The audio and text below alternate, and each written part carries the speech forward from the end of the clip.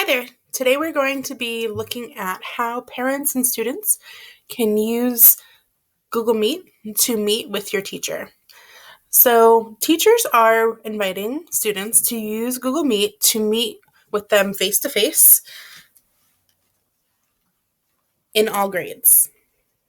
First and second grades might be getting invitations both in parent emails and through student accounts.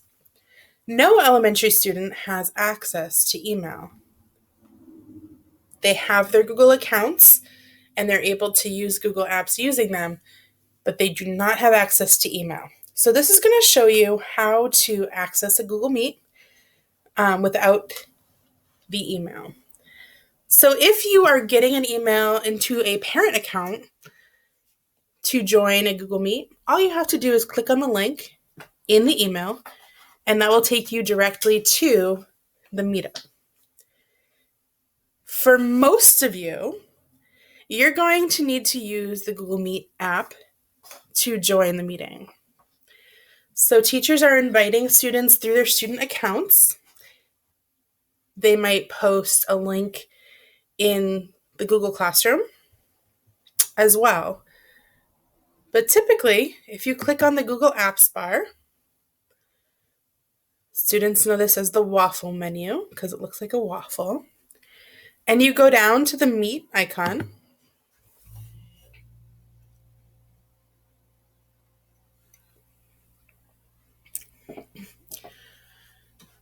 the student is able to see, when they're logged in as themselves, all of the meetings, the online meetings that they are invited to for the day. So it's good practice to just maybe check in here every day to see if they have any scheduled meets for the day.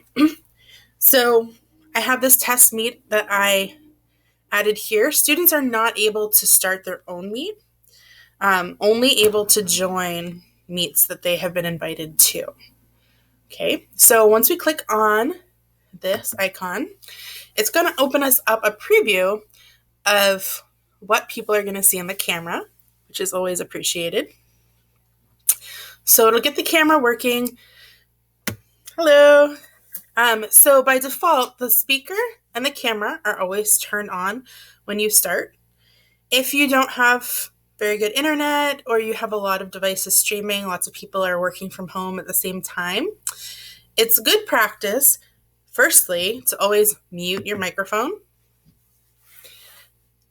That way, when you join, there's not a lot of background noise. Sometimes if there's more than one device in an area, it can create a lot of feedback.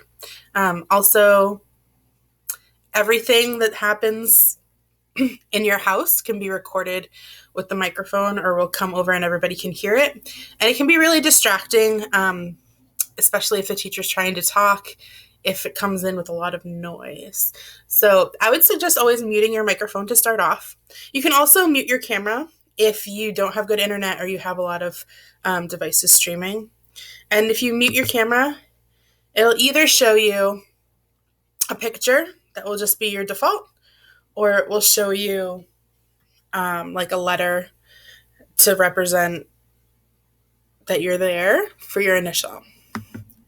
Okay, so once you've decided what your setting is going to be, you can go ahead and click on Join Now.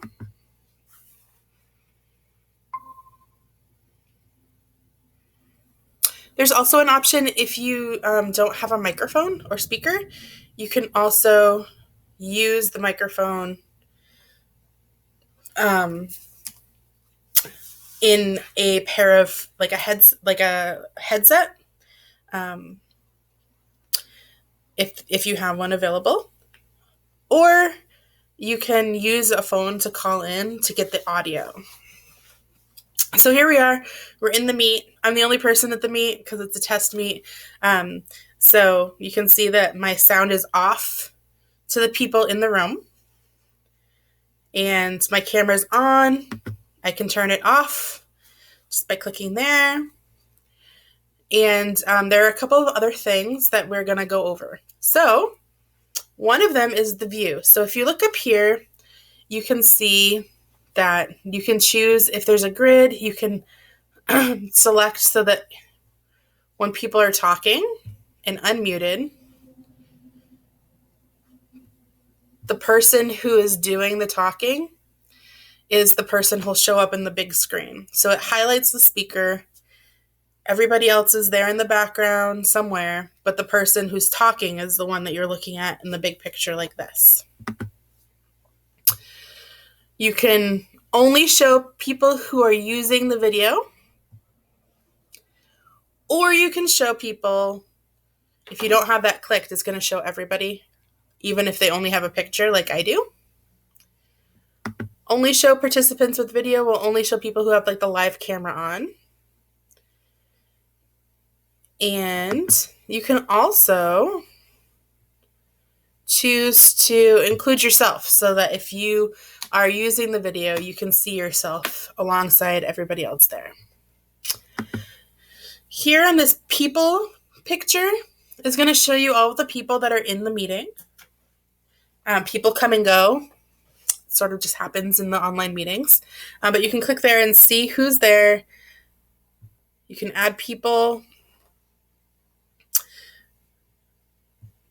invite them that way. And then the chat. The chat screen is good for people who maybe you have a question and your teacher is teaching you something, teaching a lesson, and you have a question, but you don't want to interrupt. You can type the question into the chat bar. Sometimes students don't have a great microphone, so it's difficult for the teacher to hear what they're saying. So they can click into chat and they can type their question, and that keeps some of the background noise. Or if there's just like a lot going on, if you've got a loud house and kids or animals or traffic or whatever the case may be, you can type in the chat and keep your microphone off. And everybody's going to be checking that anyway. So that's another way to participate without using your microphone. Okay, so after that, if we come down and we just click, our toolbar had gone away. Now we can just click.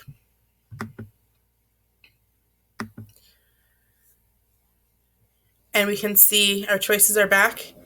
You can turn captions on and it will try to give you captioning if it's hard for you to hear what's going on. Sometimes when I have a student who has a bad microphone, I might use the captioning to try to allow them to keep using the speaking function. If you have a hard time hearing or focusing on the words, you can just see it with the captions on. So it's a great option to keep track of what's going on and happening, especially if there are a lot of voices in the room. There are some other choices. You can change the layout so it looks differently. Mine's set on tiled so I can see everybody. I'm going to turn off captions now. Okay, and then when your meeting is done, and you're ready to leave, all you have to do is come over to the red button in the middle, and it says Leave Call. You click on Leave Call. It'll tell you left the meeting. It gives you the option to rejoin it, or you're done, you can just return to the home screen.